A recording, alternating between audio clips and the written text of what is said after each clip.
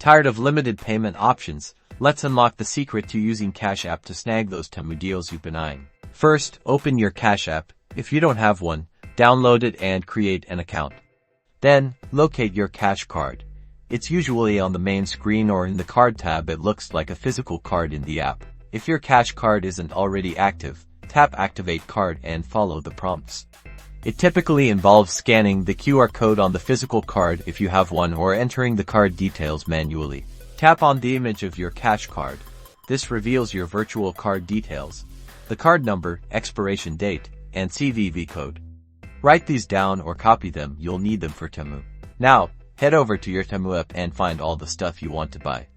Once you've chosen your desired item, add the item to your cart. Proceed to checkout. When you reach the payment options, select credit, debit card. Don't worry, this works with your Cash App card. Enter the card details you copied from Cash App, the card number, expiration date, and CVV. Make sure the billing address matches the address associated with your Cash App account for a smooth transaction.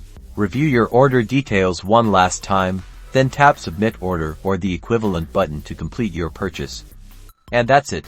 Your Temu order is placed and paid for using your Cash App card. Enjoy your new treasures.